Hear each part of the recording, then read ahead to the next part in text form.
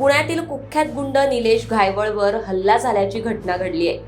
भूम तालुक्यातील आंद्रुड गावात कुस्ती स्पर्धेदरम्यान एका पैलवानानंच घायवळला मारहाण केली आहे। सध्या या घटनेचा व्हिडिओ सोशल मीडियावर व्हायरल होतोय।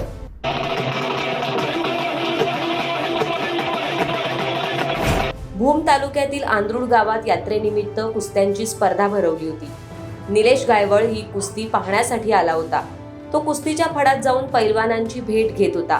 त्याचवेळी एक पैलवान अचानक निलेश घायवळच्या अंगावर धावून आला।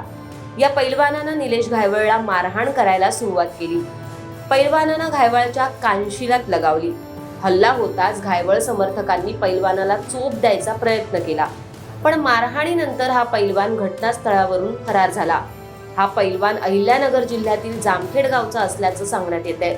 सागर मोहोळकर असं त्याचं नाव आहे, पण त्यानं घायवळला मारहाण का केली हे अद्याप समजू शकलेलं नाहीये।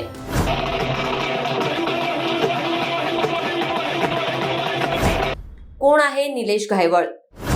निलेश घायवळ हा पुण्यातल्या सराईत गुन्हेगारांपैकी एक गुन्हेगार आहे।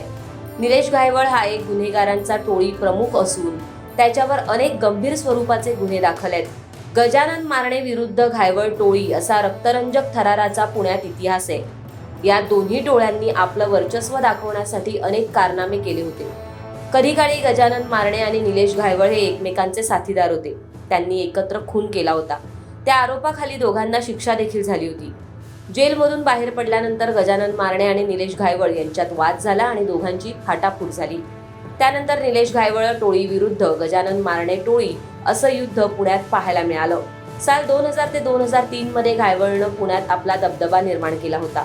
मूळचा जामखेडचा असलेला निलेश घायवळ पुण्यात शिक्षणासाठी आला होता। त्यानंतर त्याची भेट गजानन मारणे सोबत झाली आणि तो गजानन मारणे सोबत काम करू लागला।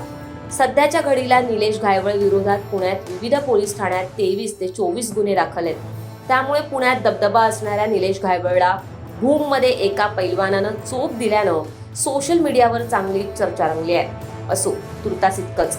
अशाच घडामोडी जाणून घेण्यासाठी माय महानगर लाईव्हला सबस्क्राईब करा आणि बेल आयकॉनला प्रेस करायला विसरू नका।